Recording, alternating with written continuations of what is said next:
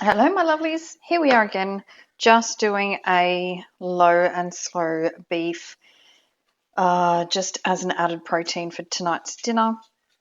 We are having we're making a fried rice. Husband is making a fried rice tonight, and so we needed a meat to go with that. And so I thought, well, let's just grab some chuck steak. It looked amazing at the butcher's today, so we got that, diced it up, trimmed all the fat off it.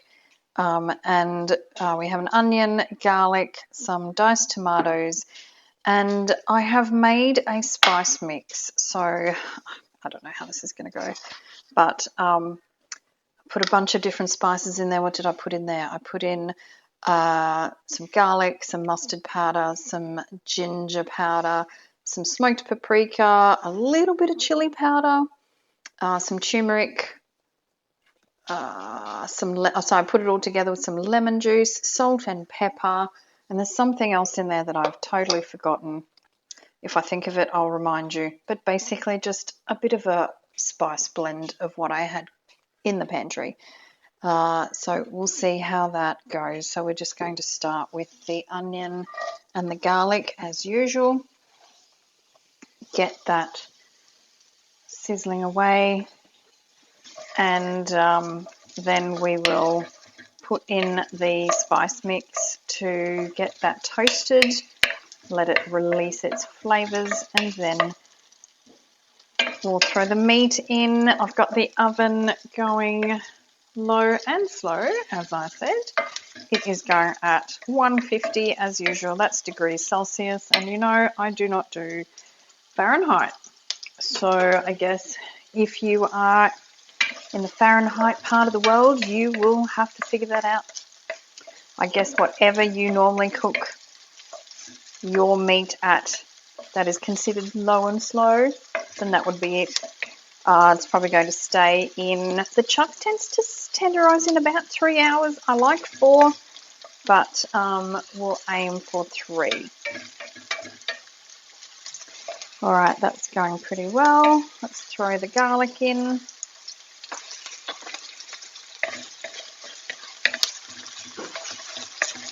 We'll just, nice sizzle now.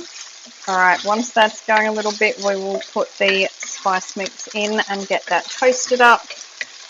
Put a little extra olive oil. Oh goodness, you can see that garlic jumping all over the place. All right, so I just added, some lemon juice to the spice mix just to give it a little bit of a citrusy sort of zing to it. And obviously at the end, before it goes into the oven, I'll give it a little taste. And if it needs, oh my goodness, a piece of onion just jumped out of the pan. Okay, never mind that. All right, let's make a little bit of room in the middle there and get this spice mix in. Very important to taste it before we put it in the oven. I've got some on my thumb now.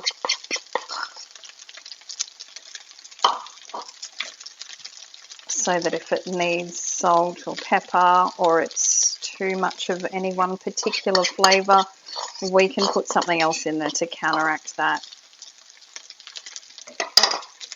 All right, should get the smell of the spices come up pretty soon, so I'll get a bit of an idea of what kind of a spice mix I've made.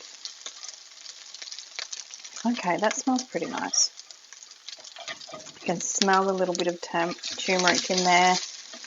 The turmeric and the paprika is going to give it a little bit of colour. We don't want it to burn. Nothing worse than burning the spices. So that's looking nice, and now we're just going to put the beef in. As I said, we were at the butcher today, and they just put it out, the chuck, and we're like, oh my goodness, that looks so lean and so delicious that we had to get some. So I'm going to grab a tea towel, try not to set it on fire. I've cut them in fairly big chunks because it's being slow cooked. I don't want it to fall apart because it is sort of going to be on its own. It's not going to have like a lot of like gravy with it. So want to be able to pick it up with a fork to eat it. Okay, so getting a nice bit of the spice mix with the oil on there.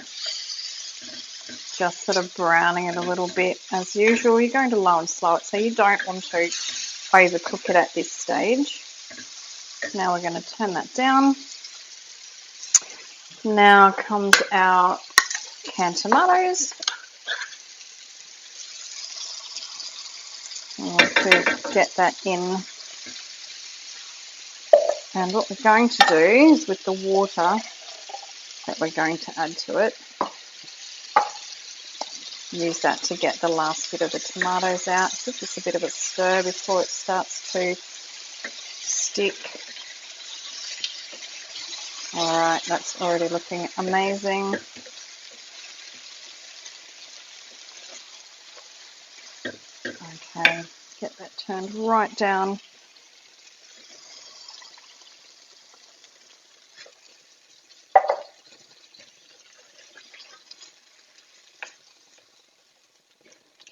All right, I've got the sizzle down.